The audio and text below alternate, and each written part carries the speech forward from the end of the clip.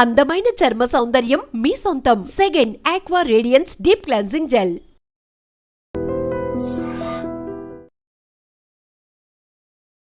హైడ్రా అనగానే ఎందుకని ఫస్ట్ అదొక డైవర్షన్ పాలిటిక్స్ అనేది గుర్తొస్తోంది. నెక్స్ట్ బెదిరింపులు భయపెట్టడానికి వాడుకుంటున్నారు అనేది అటు బీఆర్ఎస్ చెప్తోంది, బీజేపీ కూడా అదే మాట అంటోంది. మీరెలా చూస్తున్నారు? బీజేపీ ఆ మాట ఎప్పుడు అనలేదు. లీడర్స్ అంటున్నారే కొంతమంది. సో అభిప్రాయాలు రకరకాలు ఉండడంలో తప్పేం లేదు. మీ చేతికున్న 5 ఏళ్ళే 5 రకరకాలుగా ఉన్నప్పుడు వ్యక్తుల మధ్యలో అభిప్రాయ భేదాలు ఉండడాన్ని తప్పెట్లా పెడతారు? Bharatiya Janata party stands for nature. Narendra Modi garu చాలా స్పష్టంగా చెప్పినారు. తల్లి పేరు మీద 2 మొక్కలు నాటండి అని నరేంద్ర మోడీ గారు చెప్పినారు. చాలా మంది విమర్శించేటోళ్ళు విమర్శిస్తారు. ఎందుకు చెప్పినారు నరేంద్ర మోడీ గారు 2 మొక్కలు పెట్టండి అని?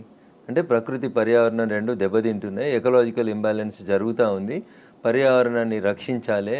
ఉత్తరాఖండ్లు, కేదార్నాథ్ దేవాలయాలు, నిన్నగాక మొన్న జరిగిన వాయనాడులు, 2020 నవంబర్లో డిసెంబర్లో జరిగిన భాగ్యనగరం వరదలలో మునిగిపోవుడు, ఈరోజు మీరు ఈ ఛానల్ ఇంటర్వ్యూ చేస్తున్నప్పుడు ఉభయ తెలుగు రాష్ట్రాలు వరద నీళ్ళల్లో విలవిల్లాడ్డాలు, ఇవన్నీ జరుగుతున్నాయి. ఎందుకంటే ప్రకృతి విధ్వంసం జరిగింది కాబట్టి. ఆ ప్రకృతి విధ్వంసం జరగకూడదు అంటే చెరువులు, కుంటలు, నాలాలను రక్షించడం అనేది రేవంత్ రెడ్డి మానసపుత్రిక కాదు, రేవంత్ రెడ్డి కలగన్నది కాదు. చాలామంది తెలియక మీద చదివి మీద పేపర్లు చూసి గోల పెట్టేటోళ్ళు చాలా మంది ఎక్కువ అయిపోయారు. దానికి తోడు మీ యూట్యూబ్ ఛానల్లో చర్చలు లొల్లులు ఎక్కువ పెడతా ఉన్నాయి. 1994లో అప్పటి కాంగ్రెస్ ముఖ్యమంత్రి దివంగత కోట్ల విజయభాస్కర్ రెడ్డి గారు మొట్టమొదటిసారిగా ఈ భాగ్యనగరంలో మీరాలం ట్యాంక్ అనేటువంటి ఒక చెరువు కబ్జా అయిందని చెప్పి కంప్లైంట్ వస్తే శ్రీమతి రేచల్ చటర్జీ అనేటువంటి ఒక ఐఏఎస్ అధికారిని పంపించి మీరాలం ట్యాంకులో కట్టిన అన్ని కన్స్ట్రక్షన్స్ని గులగొట్టిండు. ఎప్పుడది? 1994లో. 30 ఏళ్ల క్రితం జరిగిన ఒక సంఘటన మీరు తెలియదు, ఎందుకంటే మీరు కొత్తగా వచ్చిన రిపోర్టర్లు కాబట్టి. 30 ఏళ్ల కింద ఉన్న రిపోర్టర్లు ఎవరైనా అడిగితే చెప్తారు. ఇలా మీరాలం ట్యాంక్ ఉందా కవిత గారు? ఇలా మీరాలం ట్యాంక్ ఉందా? రిపోర్టర్లు కాదు, లేదు. నన్ను చెప్పనీరు కవిత గారు, నన్ను చెప్పనీరు. అందరికి సమాధానం చెప్తా, మీకు కూడా చెప్తా నేను. తర్వాత 2007, 2008లో ఉమ్మడి ఆంధ్రప్రదేశ్ హైకోర్టు లోపల కొన్ని కేసులు వేసినారు. ప్రజా ప్రయోజన వాద్యాలు, కొంతమంది మీలాంటోళ్ళు నాలాంటోళ్ళు పోయి ఇక పలానా చెరువు కబ్జా అవుతుంది, పలానా నాలా కబ్జా అవుతుంది, భవిష్యత్తుకు నష్టం అవుతుంది అని చెప్పి వేసినప్పుడు ఆంధ్రప్రదేశ్ ఉమ్మడి హైకోర్టు 2010వ సంవత్సరంలో అన్ని డబ్ల్యూపీలని కలిపి జడ్జిమెంట్ ఇస్తూ లేక్ ప్రొటెక్షన్ సెల్ అనేది ఒకటి పెట్టమని చెప్పింది. నేను ఇప్పుడు కాయిదాలు తెచ్చుకోలే కవిత గారు, if I'm not wrong and subject to correction. GO number 154 అని ఏప్రిల్ 2010వ సంవత్సరంలో అప్పుడు ఉన్నటువంటి ఉమ్మడి ఆంధ్రప్రదేశ్లో కాంగ్రెస్ ప్రభుత్వం ఒక జీవో ఇచ్చింది. దేనికోసం ఇచ్చింది? లేక్స్ ప్రొటెక్షన్ కోసం. జీవో 111లో ఉన్న భూములలో జరుగుతున్న అక్రమ నిర్మాణాలని ఆపేతందుకు chief secretary, revenue secretary, DGP ఇట్లా 18 మంది అధికారులని సభ్యులుగా పెట్టి protection cell, lake protection committee అని ఒక కమిటీని వేసి ఈ భాగ్యనగరాన్ని కాపాడమని చెప్పింది. తర్వాత అదే హైకోర్టు, ఆంధ్రప్రదేశ్ హైకోర్టే చెప్పింది, ఉమ్మడి హైకోర్టు, భాగ్యనగరంలో 2252 చెరువులు, కుంటలు ఉన్నాయి, వాటికి బఫర్ జోన్ అంతా ఫిక్స్ చేయండి, వాటిని ఎవరు కబ్జా చేయకుండా ఉంచండి అని చెప్పి 2010లో చెప్పింది. That was the peak time of Telangana movement. ఆ జడ్జిమెంట్ ఎవరు పట్టించుకోలేదు. అందరూ జై తెలంగాణ అనుకుంటూ తిరిగినాం. కట్టేటోడు కట్టిండు, కూర్చేటోడు కూర్చిండు, అమ్మేటోడు అమ్మిండు, మధ్యలో చాలా మంది నష్టపోయిండ్రు. అది జరిగిన తర్వాత 2014లో బాగా చదువుకున్న ఆయన వచ్చి మున్సిపల్ అడ్మినిస్ట్రేషన్ మంత్రి అయ్యిండు, కేటీఆర్ అన్నట్టు. ఆయన ఏం చేసిరు? లేక్ ప్రొటెక్షన్ కోసం ప్రతి చెరువును సుందరీకరణ పేరిట ఆయన దోస్తుల కోసం, ఆయనకు నచ్చిన బిల్డర్ల కోసం, వాళ్ళ ఇంట్లో ఉండే రాజ్యసభ సభ్యుల కోసం, పోయేందుకు తొవ్వల కోసం ప్రతి చెరువుని నాశనం చేసి 10 ఏళ్లలో కాకతీయులు కట్టిన చెరువులకి మిషన్ కాకతీయ అని పేరు పెట్టినవని నాటకం పెట్టి భాగ్యనగరంలో ప్రతి చెరువుని, ప్రతి కుంటని పేరున్న అన్ని బిల్డర్లకి ఇచ్చి నాశనం చేసి 2020 నవంబర్ డిసెంబర్లో భాగ్యనగరంలో వరదలు వచ్చినాయి. నేను దుబ్బాక ఎమ్మెల్యే గెలిచిన 1 నెల తర్వాత అప్పుడు ఏం చెప్పిండు కేసీఆర్? ప్రతి ఇంటికి 10,000 ఇస్తాం నష్టపోయినానికి అని చెప్పిండు. ఇచ్చిండు ఎలక్షన్ల కోసం చెప్పి. ఎందుకు మునిగింది ఆ రోజు భాగ్యనగరం? భాగ్యనగరం వెళ్ళే అవస్థలతో ఎందుకుంది? ఒక ఆయన వచ్చి విశ్వనగరం అంటాడు, ఇంకొక ఆయన వచ్చి 4వ నగరం అంటాడు, ఒక ఆయన వచ్చి సైబర్ నగరం అంటాడు. ఉన్న నగరాన్ని కాపాడు రవయ్య అని రఘునందన్ అంటున్నాడు. దీనికి ఎవరికి కష్టమైతే నాకేంది? రఘునందన్ చెప్పింది, హైకోర్టు ఎప్పుడో చెప్పింది అంటున్నా, 2010లో చెప్పింది. తర్వాత 2020లో కేటీఆర్ అంటే ఆయన మున్సిపల్ అడ్మినిస్ట్రేషన్ మినిస్టర్గా మళ్ళీ ఒక జీవో తీసుకొచ్చిండు. తీసుకొచ్చి ఏం చెప్పిండు? అప్పటి కొత్త జిల్లాలు అయినాయి, ఉన్న భాగ్యనగరాన్ని కాపాడలేనోడు, కూట్ల రాయి తీయలేని కేటీఆర్ అంటోడు మళ్ళీ ఒక జీవో తెచ్చిండు. జీవో నెంబర్ 46, 54 కరెక్ట్ గుర్తులేదు కవిత గారు నాకు, సబ్జెక్ట్ టు కరెక్షన్. దాంట్లో ఏం చెప్తాడు? మెదకు, సంగారెడ్డి, సిద్దిపేట జిల్లాలని కూడా ఈ లేక్ పరిరక్షణ కమిటీ లోపలికి తీసుకురావాలని చెప్పిండు. జీవో 2021లో ఇచ్చిండు. 22లో ఇంకో జీవో ఇచ్చిండు. ఇచ్చి లోకల్ బాడీస్కి ఒక జాయింట్ కలెక్టర్ ఉంటాడు ప్రతి జిల్లాలో, ఆ లోకల్ బాడీస్కి జాయింట్ కలెక్టర్ ఎవరైతే కలెక్టర్గా పనిచేస్తున్నాడో ఆయనను వీటికి లేకుల రక్షణ కోసం ఇన్ఛార్జిగా పెట్టిండు. ఎన్ని చెరువులు కబ్జా అయినాయి, ఎన్ని కుంటలు కబ్జా అయినాయి? సాక్షాత్తు రాష్ట్ర సర్వోన్నత న్యాయస్థానం హైకోర్టు చెప్పిన 2252 చెరువులు కుంటలు ఏడునే పోదాం పాండ్రి రాండి. మా జర్నలిస్ట్ మిత్రులు మరో మంచికో చెరువుని దత్తత తీసుకోరి, కాపాడు చెరువుని. రఘునందన్ ఏదో మాట్లాడుతూ ఉన్నాడు, రఘునందన్ హైడ్రాకి సపోర్ట్ చేస్తూ ఉన్నాడు, బీజేపీ ఎల్పీ లీడర్ వద్దన్నాడు, చెరువులు కట్టమని చెప్పిండా మా ఎల్పీ లీడరు? మా ఎల్పీ లీడర్ చెప్పిండు కదా, ఆ ఫాతిమా కాలేజ్ సల్కం చెరువులో కట్టిందని కూలగొట్టమన్నాడు. దాని గురించి ఎందుకు మాట్లాడారు? ఎవరిని బెదిరించినాం? మీ దగ్గర జేసీబీలు లేకపోతే మేము జేసీబీలు ఇస్తామో అని చెప్పినాం, ఇస్తామో అని చెప్పినాం. కిరాయి లేకుండా ఫ్రీగా ఇస్తామో నంబుల్లో జరులు తప్పేముంది అందులో? మా ఎల్పీ లీడర్ గది మాట్లాడింది చూసిన నేను మాట్లాడిందని మా ఎల్పీ లీడర్ ఏడో కాంట్రాడిక్ట్ చేయలేదు. ఏం చేసిర్రు? కేవలం పెద్దల్ని కాపాడడానికి పేదల కోసం ఫైట్ అనేది దీన్ని యాక్చువల్ గా ఎలా చూస్తున్నారు? పల్లం రాజు అంటే పేదోడా పెద్దోడా? పల్లం రాజు ఏ పార్టీలో ఉన్నాడు? నాగార్జున అనేటోడు పెద్దోడా చిన్నోడా? ఏం మాట్లాడతారు మీరు? మల్లారెడ్డి కాలేజీ కూలగొట్టొద్దా? మీరు పొందడం లేని ప్రశ్నలు అడగొద్దు. ఎవడు పెద్దోడు ఎవడు పేదోడు? చెరువులో కట్టినోడు పెద్దోడు అయితేంది, పేదోడు అయితేంది. చట్టం ముందు అందరు సమానలే అని ముచ్చట చెప్తాం కదా మనం అందరం. మరి పెద్దోడు అయితేంది, పేదోడు అయితేంది? వాయనాడు ఎందుకు కొట్టుకుపోయింది? 4 రోజుల కింద ఎందుకు కొట్టుకుపోయింది? ఇదే ఎన్డీఆర్ఏలు, నేషనల్ డిజాస్టర్ రెస్పాన్సిబుల్ టీములు అన్నీ కూడా, నేషనల్ డిజాస్టర్ మేనేజ్మెంట్ టీములు కూడా అన్నీ ఏం చెప్పినాయి? అక్కడ తొలగించుర్రు ఆ కట్టడాల, చెరువులు కడ్డంగా, గుట్టలు కడ్డంగా, కొండలు కడ్డంగా కట్టినాయి అని చెప్పారు. తొలగించిరా? తొలగించలేదు. తొలగించకపోతే ఏమైంది? పార్లమెంట్ నడుస్తున్నప్పుడు లాస్ట్ మంత్లో చూస్తున్నాగా మనుషులు కొట్టుకుపోయారు కదా, ఊర్లు కొట్టుకుపోయినాయి కదా. మీరు ఎందుకు ప్రకృతిని విధ్వంసం చేస్తారు అంటున్నా. ఎవరిచ్చారు మీకు ఆ రైట్? ఒక సైన్స్ టీచర్ అడుగుతున్నా, పక్కకు పెట్టి రఘునందన్ ఎంపీ బీజేపీ మెదక్ పక్కన పెట్టి మాట్లాడుతున్నా. పర్యావరణ హితం కోరుకునే ఒక సైన్స్ టీచర్గా మాట్లాడుతూ ఉన్నా నేను. ఎకలాజికల్ ఇంబ్యాలెన్స్ జరగొద్దు అని చెప్తా ఉన్నా. ఎకలాజికల్ ఇంబ్యాలెన్స్ జరుగుతూనే ఈ వరదలు వస్తూ ఉన్నాయని చెప్తున్నా. వీళ్ళు ఎందుకు విలవిల్లాడుతుంది దేశమంతా? ఎందుకు విలవిల్లాడుతూ ఉంది? ఈ మాటని 1917లో ఒక రష్యన్ ఎడ్యుకేషన్ హిస్టరీ చెప్తాడు టిఆర్ మాల్తూస్. ఏమని చెప్తాడు? మనుషులు 2 × 2 4 అవుతారు, 4 × 4 16 అవుతారు, 16 × 16 326 ఇట్లా పెరుక్కుంటూ పోతా ఉన్నారు. కానీ మనిషి అవసరమైనటువంటి పంచభూతాలు గాలి, నీరు ఇవన్నీ పెరుగుతున్నాయి. అట్లా మీరు పెరిగినంత స్పీడ్గా పెరుగుతున్నాయా? పెరుగుతలేవు. కాబట్టి ఏ డే విల్ కమ్, భూమి తనకు బరువు ఎక్కువ అయిన రోజు జనాభాని మనం నియంత్రించకపోతే తానే నియంత్రిస్తుంది అని చెప్పి 1917లో ఒక రష్యన్ ఎడ్యుకేషన్ హిస్టరీ చెప్తే 10th క్లాస్ బయాలజికల్ సైన్స్లో పాపులేషన్ ఎడ్యుకేషన్ అనే పాఠం పిల్లలకి చెప్పడాన్ని ఆచరిస్తామని ఒక స్టూడెంట్ అడిగితే ఆచరిస్తా అని ఒక కూతురికే కన్ఫైన్ అయిన ఒక టీచర్గా అడుగుతున్నాడు. నేను ఇలా ఈ ప్రకృతిని విధ్వంసం చేసే హక్కు నీకెక్కడిది? ఎక్కడిది? అందుకనే వాల్కనోలు, అందుకనే సునామీలు, అందుకనే ల్యాండ్ స్లైడ్లు వస్తున్నాయి మన దేశంలో. You have to control. ఆ కంట్రోల్ ఎక్కడ తప్పింది? తక్కువ ధరకు వచ్చిందని చెరువులో. భాగ్యనగరంలో జనాభా పెరిగితే చెరువును కబ్జా చేస్తావా? కుంట జాగా తక్కువకి వచ్చిందని కొనుక్కుంటావా? కమిషనర్ని మేనేజ్ చేసి పర్మిషన్ తెచ్చుకుంటావా? ఐఎమ్ ఆస్కింగ్ దిస్ గవర్నమెంట్, ఎవరైతే కమిషనర్ పర్మిషన్ ఇచ్చిండో ముందు వాడిని రిమాండ్ చేయి. ఏ బ్యాంక్ అయితే లోన్ ఇచ్చిందో ముందు ఆ బ్యాంక్ మేనేజర్ని రిమాండ్ చేయి. ఇరిగేషన్ వాళ్ళు చూస్తూ కళ్ళు మూసుకొని కళ్ళుండి చూడలేని కబోతులైన ఇరిగేషన్ ఎస్సీలను రిమాండ్ చేయి. హైదరాబాద్ని కాపాడాల్సిన అవసరం లేదా? భాగ్యనగరం విశ్వనగరంగా విరాజిల్లొద్దా? విరాజిల్లాలనే వద్దా? నువ్వు కట్టినావా చెరువు? నువ్వు తోడినావా చెరువు? ఉన్న చెరువుని చంపే హక్కు నీకెక్కడిది? ఇట్లే మాట్లాడతాడు రఘునందన్. మీకు నచ్చితే మీ ఇష్టం, మీకు నచ్చకపోతే మీ కష్టం. దానికి నేనేం చేస్తా? ఆర్టికల్ 19 నన్ను మాట్లాడమని చెప్పింది, మాట్లాడతా. మీరు నేను మాట్లాడితే ఆ పక్కన ఉన్నాయని ఏం మాట్లాడితే నాకేం? ఎగ్జాక్ట్లీ ఇవన్నీ ఉన్నాయి. కాకపోతే చిన్నోడా పెద్దోడా? కోర్టు కేసులనే భారతదేశ సర్వోన్నత న్యాయస్థానం చెప్పింది, సుప్రీంకోర్టు చెరువులు, కుంటలు, నాలాలు ఎవరు కబ్జా చేసినా నిర్దాక్షిణ్యంగా గులగొట్టమని చెప్పింది. ఈ దేశంలో సుప్రీంకోర్టు కంటే పెద్ద కోర్టు ఏంది? ఏం కోర్టు ఉంది అంటున్నా? ఎవరు పడితే వాళ్ళు స్టే ఎట్లా ఇస్తారు? ఎవరు ఇచ్చారు మీకు అధికారం? సుప్రీంకోర్టు చెప్పింది వినాలని హైకోర్టులకు లేదా? ఏం వినాలే? మొన్న వేరు కదా హైకోర్టుకు అనురాగ్ యూనివర్సిటీ వాళ్ళు. ఆయన కాయిదాలు చూసి వారం రోజులు టైం ఇచ్చి తహసీల్దార్ను ఒకవేళ ఎఫ్టీఎల్ ఉంటే తీసేయమని చెప్పిండ్రు. దానికి విద్యార్థులను అడ్డం పెట్టుకొని ఒక ఆయన, వెంచర్ను అడ్డం పెట్టుకొని ఇంకొక ఆయన, రాజకీయ నాయకులను అడ్డం పెట్టుకొని ఇంకొక ఆయన, ముఖ్యమంత్రి అన్నున్నాడని ఇంకొక ఆయన. ముఖ్యమంత్రి అన్నున్న కాలనీ అది దుర్గం చెరువు లేఅవుట్ కాదా? అది ఎట్లా లేఅవుట్ చేసిర్రు? అప్పుడు పర్మిషన్ ఇచ్చిన జిహెచ్ఎంసీ కమిషనర్ని తెచ్చి ప్రాసిక్యూట్ చేయాలి కదా. దుర్గం చెరువు ఎన్ని ఎకరాలు ఉండాలి? వీళ్ళు ఎన్ని ఎకరాలు ఉంది? ఒక కొత్త చెరువు కట్టే సూరత్ లేదు కానీ ఉన్న చెరువులు మింగి రేపు భవిష్యత్ తరాల పిల్లలకి ఏమిద్దాం అనుకుంటారు మీరు? ఏమిస్తారు?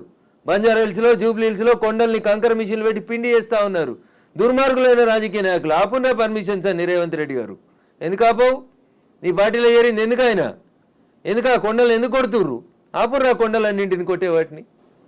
ఇది ఇప్పటికిప్పుడు జరుగుతున్న విషయం కాదు, ఏళ్ల తరబడి రాత్రికి రాత్రి జరిగింది కూడా కాదు. ఎవరో ఒకరు మొదలు పెట్టాలా వద్దా? ఎందుకు జరగలేదు? ఎవరో ఒకరు, అరే ఇంతకాలం నువ్వు గడ్డి తిన్నావు, ఇలానే అన్నం తింటున్నావు, it is wrong in it. మీరు గడ్డి తిన్నారు కాబట్టి నేను గడ్డి తినాలనా?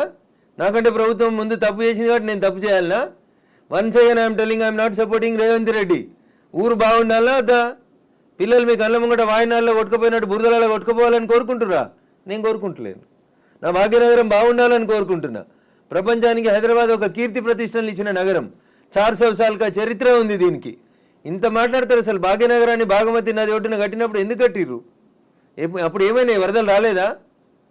మూసికి వరదలు రాలేదా? అప్పుడు ఏం తెలుసా హైదరాబాద్ చరిత్ర వీళ్ళకి మాట్లాడేటోళ్ళకి? ఈ ముఖ్యమంత్రి వచ్చి మూసి ప్రక్షాళన అంటాడు, ఆ ముఖ్యమంత్రి వచ్చి కాళేశ్వరం అంటాడు, ఈయన 1,00,000 కోట్లు అంటాడు, ఆయన 1,00,000 కోట్లు అంటాడు. నేను వాళ్ళ కమిషన్ల కోసం మాట్లాడతలేను. నేను మల్లారెడ్డి గారు కడితే గులగొట్టుర్రి, పల్లారాజేశ్వరరెడ్డి గారు కడితే గులగొట్టుర్రి, నాగార్జున గారు గులగొడితే నేను కదా అందరికంటే ముందు మాట్లాడింది. కోర్టు స్టే ఇచ్చిందంటే ఎట్లా ఇస్తుంది కోర్టు అని అడిగిన. బరాబర్ అడుగుతా నేను. పొద్దున 6 గంటలకు కూలగొట్టుడు మొదలు పెడితే మధ్యాహ్నం లంచ్ మోషన్ అయింది, 3 గంటలకు స్టే అయింది. అది స్టే అని మీడియా మిత్రులు తప్పు రిప్రజెంట్ చేసిరు. స్టేటస్కో ఇచ్చింది, అది కూడా కరెక్ట్ కాదంటే నేను జడ్జి గారి ముందు కూడా ఇట్లే వాదిస్తా. నేను కూలగొట్టాలి అంటున్నా. 2014లో చెప్పింది అంటున్నా ఆంధ్రప్రదేశ్ ఉమ్మడి హైకోర్టు. ఏమని? ఎన్ కన్వెన్షన్ సర్వే చేయమని చెప్పింది హైకోర్టు. సర్వే చేసి హెచ్ఎండిఏ 2016లో రిపోర్ట్ ఇచ్చింది, అందులో 3.5 ఎకరాల FTL బఫర్ జోన్ ఉందని. 2016 నుంచి వెళ్ళడానికి ఎందుకు కూలగొట్టలేదు అంటున్నా. కోర్టు ఉత్తర్వులను ఎందుకు ఉల్లంఘించారు? ఏం జరిగింది అనుకుంటున్నారు మీరు? ఏం జరుగుతుంది? వాళ్ళ కోడలు బ్రాండ్ అంబాసిడర్ అయింది చేనేతకి. ఆమెకి చేనేత తెలియదు, చీర తెలియదు. ఆమె తెచ్చి బ్రాండ్ అంబాసిడర్ చేసారు. ఆ సంబంధాలు ఏం సంబంధాలు వాళ్ళు చెప్పాలి, అప్పుడు ఉన్న వాళ్ళు చెప్పాలి. నాకేం తెలుస్తుంది? వాళ్ళకి ఆ రంగుల లోకంతో ఉన్న రక్త సంబంధం ఏందో వాళ్ళు చెప్తే బాగుంటుంది. నానోరు ఎందుకు ఖరాబ్ చేస్తారు?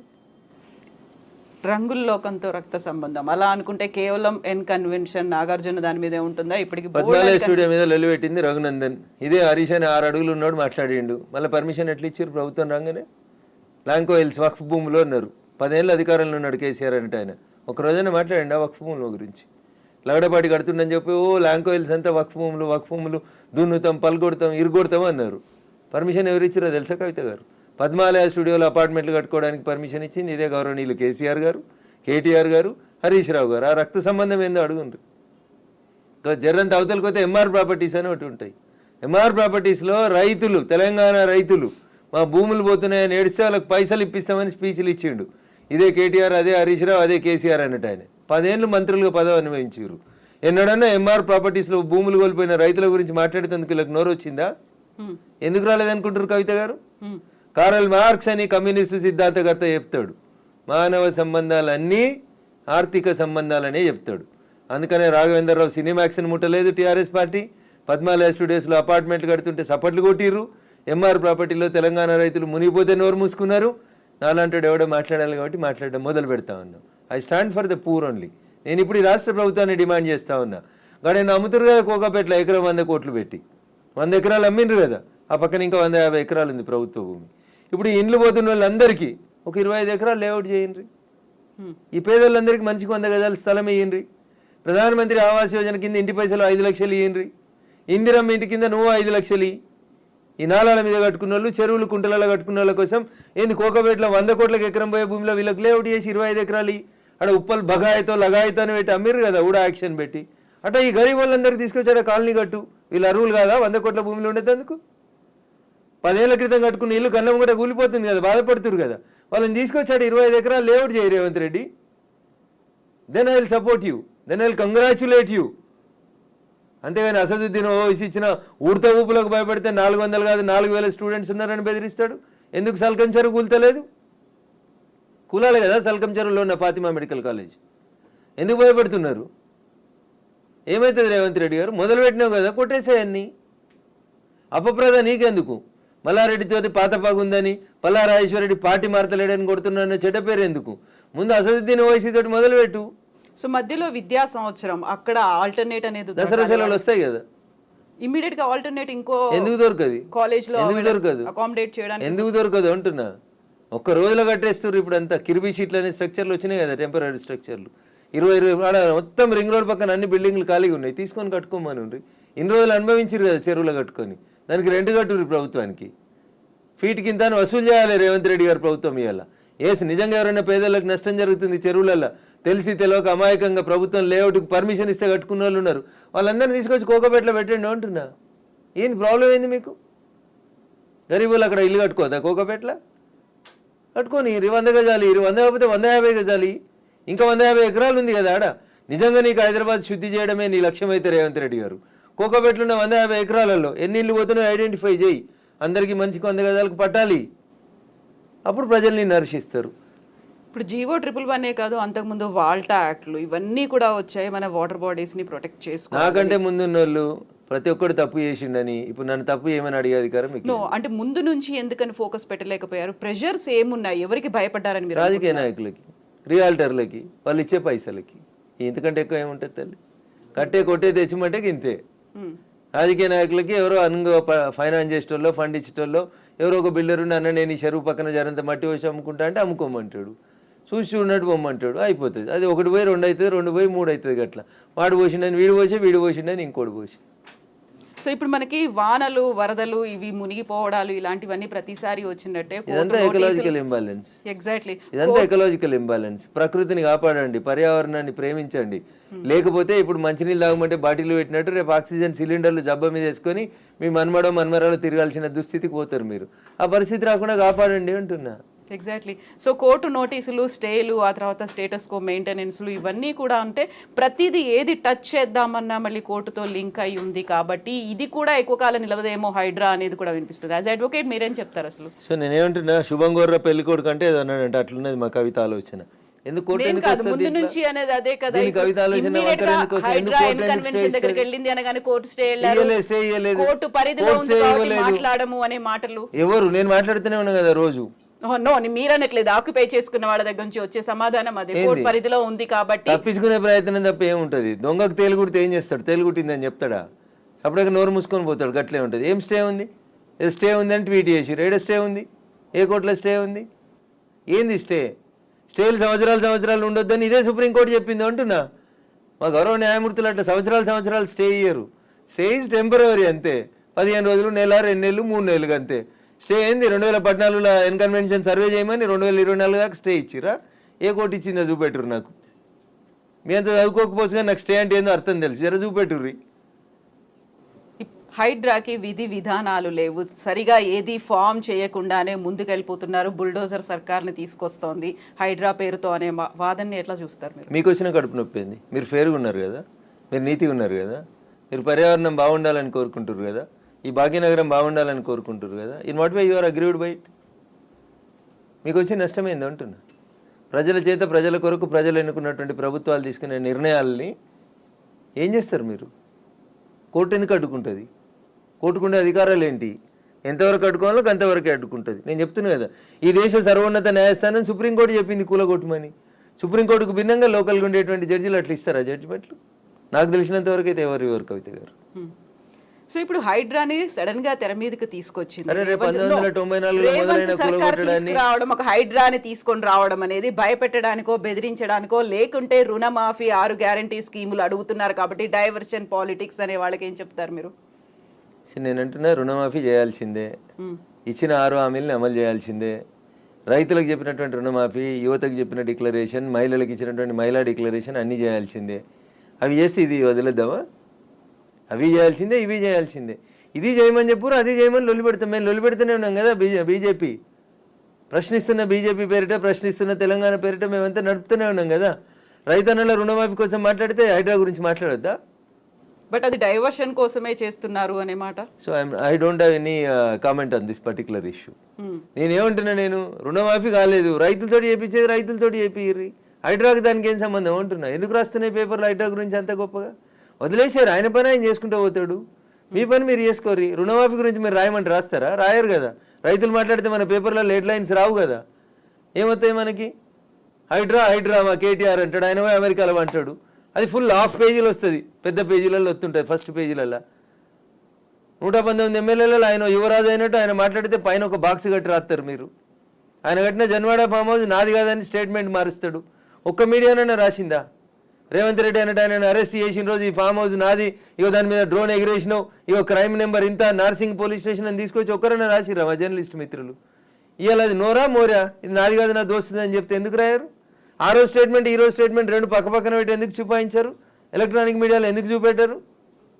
ఎందుకు చూపెట్టరు అంటున్నా. ఎవరా దోస్తు? ఎందుకు నీకు లీజుకి ఇచ్చిండు? ఆయనకు నీకున్న వ్యాపార సంబంధాలు ఏంది? అది కదా మీరు బయట పెట్టాల్సింది. మునిపోయిన కంపెనీకి వారసుడు కదా ఆయన, నీకు జాగి ఇచ్చిన ఆయన, లీజ్ ఇచ్చిన ఆయన. 8,000 కోట్లు ఎగ్గొట్టిర్రాళ్ళు ఈ దేశంలో. అది మాట్లాడుకుందాం గట్లా. ఇవి మాట్లాడితే మంచిగా ఉంటాయి కదా కవిత గారు. ఆయన డింగ్ డింగ్ అని ఎగురుకుంటూ పోయి జొన్నవాడ ఫామ్ హౌస్ ఆ రోజు ఎందుకు చేసినావు?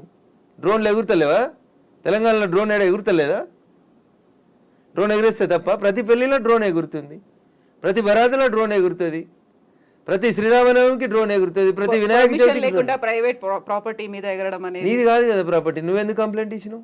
నీకెందుకు కడుపున వచ్చింది? జొన్నవాడ ఫామ్ హౌస్ నీది కాదు కదా, నీ దోస్తుంది కదా. ఒక ఎంపీ పార్లమెంట్ నడుస్తుంటే ఢిల్లీకి వెళ్ళి హైదరాబాద్కి వస్తే ఎయిర్పోర్ట్కి వెళ్ళి పట్టుకొచ్చి రిమాండ్ చేసారు కదా నర్సింగ్ పోలీసు వాళ్ళు. అప్పుడు ఎందుకు చేసినావు?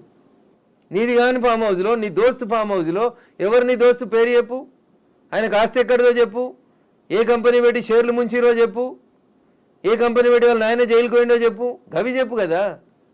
వాస్తవాలు జనాలకి తెలియకుండా చేస్తారు కాబట్టి నాలంటోడు మాట్లాడాల్సి వస్తుంది. హైడ్రామా అన్నారు. ఎవరు చేస్తున్నారు హైడ్రామా? అన్నోడు చేస్తున్నాడు అంతే. ఎవడు అన్నోడు? ఎవడన్నాడు?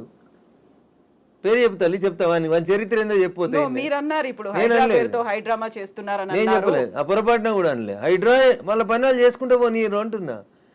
సల్కం చెరువును గులగొట్టిన రోజు రంగనాథ్ సంగతి అడుగుతాను నేను, రేవంత్ రెడ్డి సంగతి కూడా అడుగుతా. మొదలు పెట్టగానే అడ్డమైంది కాలాల కట్టే పెడతారు అంటున్నా. మల్లారెడ్డి కాలేజీని గులగొట్టకపోతే అడుగుతా నేను. స్టే ఇస్తే కోర్టుకు ఆర్గ్యూ చేస్తా, స్టే వేకెట్ చేయమని ఆర్గ్యూ చేస్తా. తప్పేముంది అందులో? నీతిగా ఉన్నా, నిజాయితీగా ఉన్నా కాబట్టి నిజాయితీ వైపే ఉన్నా, ధర్మం వైపే ఉన్నా, మా పార్టీ గట్టే ఉండమన్నది. గిట్లే మాట్లాడితే గడిదిక్కే ఉంటా. పేదవాళ్ళకు నష్టం అవుతుంది. రేవంత్ రెడ్డి దగ్గరికి పోతాం, లొల్లి చేస్తాం, కూలిపోతున్న వాళ్ళ కోసం అక్కడ లేఅవుట్ 25 ఎకరాలు చేయమని అంటుతాం. అది ధర్మం. అది కడుపు కాలినందుకు నిలబడతా ఖచ్చితంగా. So Raghunandan Rao advocate and రాజకీయ నాయకుడు ఇప్పుడు ఒకవేళ ఏదైనా మాట్లాడాలి అంటే ఊరికే అలా ఆరోపణ చేయకుండా ఆధారాలతో సహా చూపిస్తాడు అనేది. జన్వాడ ఫామ్ హౌస్ కి సంబంధించి మీ దగ్గర అన్ని ఆధారాలు ఉన్నాయా? నేను ఎప్పుడు దాని మీద ఇన్వెస్టిగేషన్ చేయలేదు నేను.